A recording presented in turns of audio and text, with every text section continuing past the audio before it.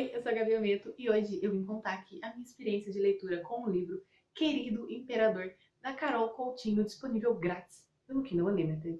Antes de começar, se vocês estiverem ouvindo alguns barulhos estranhos, estão descarregando mercadoria no mercado, porque aparentemente coincide o dia que eu gravo com isso. Às vezes não, mas geralmente acontece. Então, se vocês ouvirem umas batidas estranhas, são gente descarregando mercadoria. Daqui a pouco passa. E antes de começar a contar a história, eu não vou falar nomes de lugares, porque eu já esqueci todos, porque eu fiquei boiando em toda a geografia da história. Não porque é mal explicada, é porque eu sou lerda mesmo. Senti falta de um mapa porque sou lerda. Então, às vezes, eu ficava meio confusa com o nome de lugar, o que é o selo, o que é o império, o que é gote, o que é tudo, e eu fiquei confusa. Mas é porque eu sou lerda, não é culpa da história nessa parte. A nossa protagonista aqui vai ser a Norman. Ela é uma princesa de um desses reinos que eu não lembro o nome. E nesse lugar, geralmente as mulheres não têm voz nenhuma. Elas servem para apenas duas coisas: casar e ter filhos. Só. Que vida merda. Mas, obviamente, a nossa protagonista não é assim. Ela não gosta desse sistema que ela foi criada. É uma princesa rebelde, já que ela tem muita opinião. E, inclusive, o pai dela acaba sempre a incentivando a estudar mais e mais. Tanto que ela até opina nas opiniões do governo.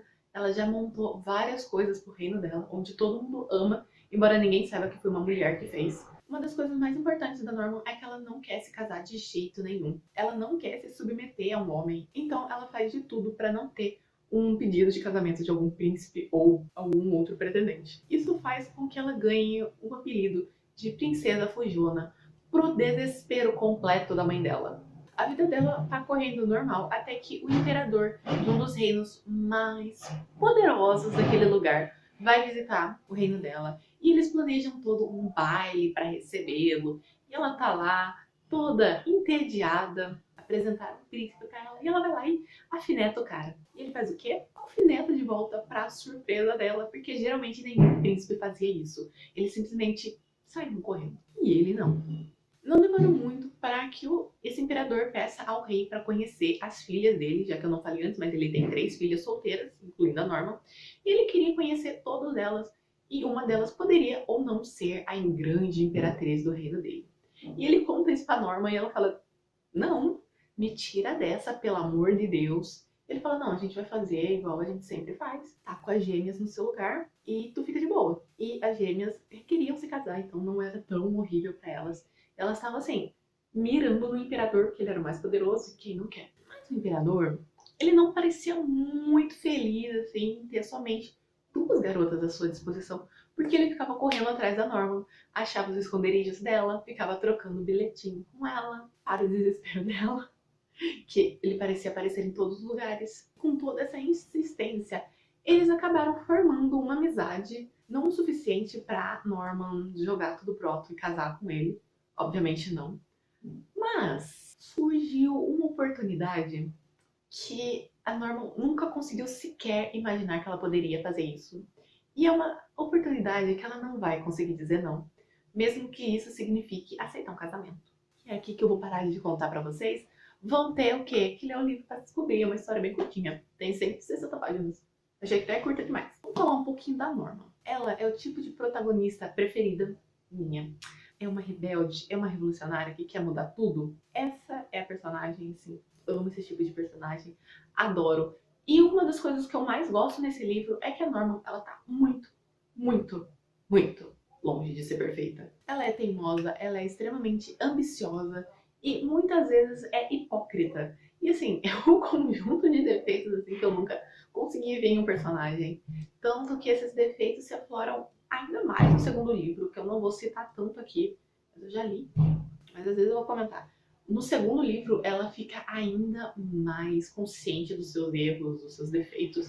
Eu acho isso muito interessante. Já o Tadaki, que é o imperador, que eu não falei o nome dele antes porque eu não me arrisco a dizer nomes japoneses, porque é muito confuso. Ele é uma coisa fofa, sabe aquele personagem que aparece e a gente já tá com um sorriso porque ele é uma gracinha, uma coisa fofa, atenciosa que a gente queria pra gente. Tadaki é assim, e ele é, muito fofo. Se eu tivesse na história, eu teria agarrado ele e deixado a Norma com nada.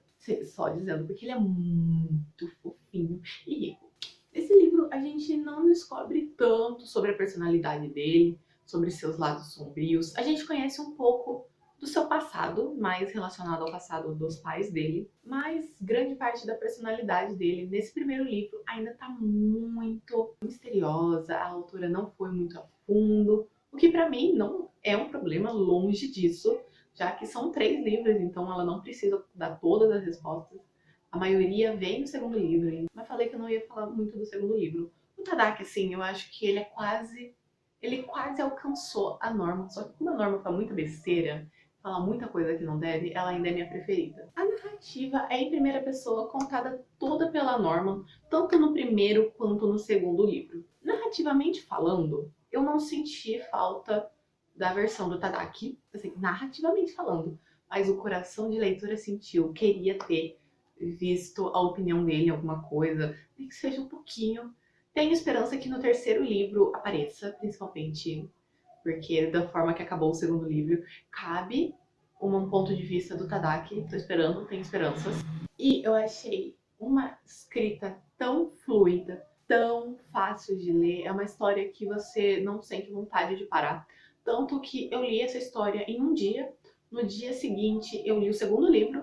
E eu já estava aqui, o quê? Perguntando desesperada sobre o terceiro livro para a autora, que, pro meu desespero, vai sair só ano que vem, dia 31 de janeiro. Eu sei, eu decorei a data.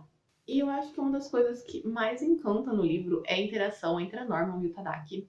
E eu tô falando agora bastante Tadaki porque eu percebi que eu consigo falar o nome dele. Ao mesmo tempo que a Norman quer fugir dele como se ele fosse um diabo, ela sente alguma coisa e ela gosta de conversar com ele. Ele é uma pessoa interessante.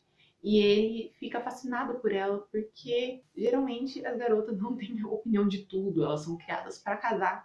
A Norman, ela aprendeu a governar um reino. Ao longo da história, tanto do primeiro quanto do segundo livro, a gente vai descobrindo mais como foi ela aprendendo tudo que o irmão, o herdeiro do reino dela, aprendeu, o porquê, como que o pai deixou. E isso foi fundamental para ela ser quem ela é. E o Tadaki não tenta ofuscar isso, ele admira, o que eu acho ainda mais fofo. E, de acordo com a autora, essa história é muito inspirada em doramas. Mas eu não posso dizer se é verdade ou não, porque eu nunca assisti um dorama na vida. E eu descobri que eu acho que eu quero assistir um, porque se for igual essa história, eu quero assistir, porque eu gostei muito dessa história. Eu só senti falta de algumas coisinhas, como, por exemplo, a Norman vive falando de como a mãe era ríspida às vezes com ela, como ela dava uns puxões de orelha, como ela era muito exigente. Em alguns momentos ela até falava pejorativamente mal da mãe, principalmente no segundo livro, em alguns momentos. Só que em nenhum momento do livro ela mostrou isso. Eu não consigo lembrar de uma interação entre a rainha e a Norman. Nenhuma. E eu acho que precisava disso. Eu queria muito ver como a Norman falava com a mãe dela e vice-versa. E tinha espaço. A história é bem curtinha, ela tem 166 páginas e cabia uma interação entre mãe e filha. Também queria ter visto um pouquinho mais das gêmeas, já que aqui elas são muito citadas. E uma delas vai ter um pouco mais de relevância no segundo livro. Então aqui eu sinto que elas não foram muito introduzidas aqui nessa história.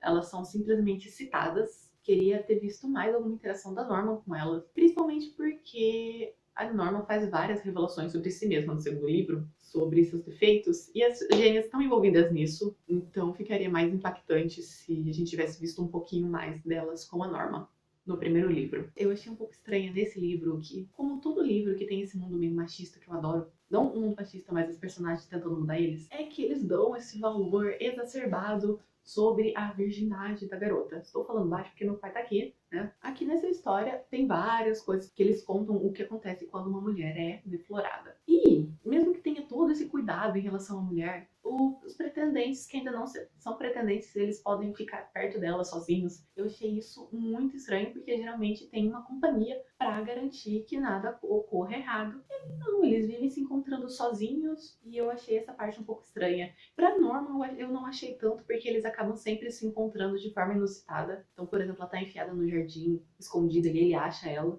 Aí tudo bem. Mas quando o assunto é as irmãs, por exemplo, elas também ficam sozinhas. E aí eu acho meio estranho. Que se por um lado a família tenta proteger tanto, porque eles deixam os dois completamente sozinhos. E a última coisa, assim, que faltou aqui, na minha opinião, foi o gancho pro final do livro. Que é o primeiro livro, a pessoa tem que decidir se vai querer acompanhar ou não.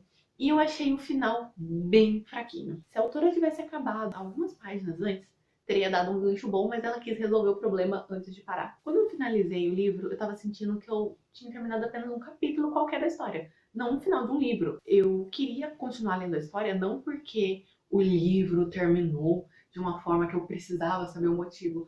Não, eu só queria terminar de ler a história porque eu gostei, porque, sim, realmente parecia que a história não tinha terminado, porque ela terminou tão, assim, tão de boa, tão fofinha, assim, parecendo quase tudo resolvido, não tinha nenhum problema pra resolver. Que eu falei, nossa, já terminou, assim.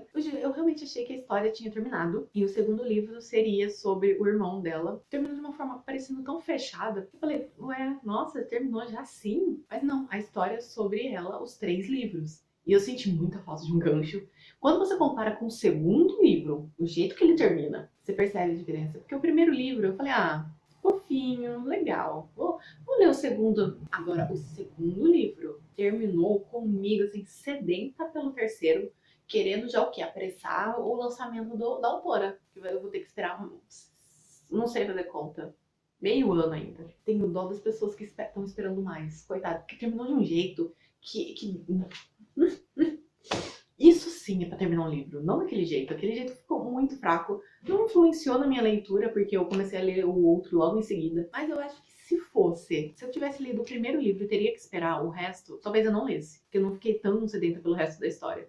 Mas isso não foi uma coisa que realmente danificou minha experiência de leitura, na verdade nem interferiu tanto. Eu acabei dando 5 estrelas pro livro, porque as coisas que me incomodaram acabam ficando um pouco esquecidas por quanto eu gostei da história, porque ela é muito boa, muito envolvente. Eu li toda a história em 3 dias, os 2 livros juntos. Então foi muito rápido, é uma leitura muito envolvente.